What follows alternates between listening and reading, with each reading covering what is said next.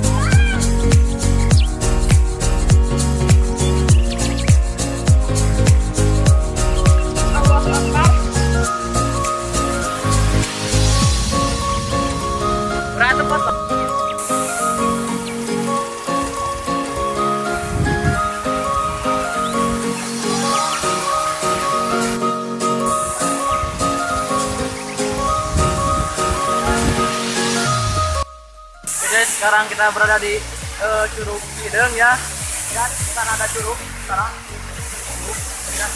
Bagus. Namun sayangnya di curug ini tidak banyak orang yang tahu kan keindahannya. Karena Curug Cihideung ini baru dibangun tempat wisata pada tahun ini, dan mungkin nanti akan segera buka ya tuh. Ya mungkin, karena jalur yang dibuat belum selesai sepenuhnya, baru mungkin kira-kira 50% baru dibuat tangga. Ya. Oke.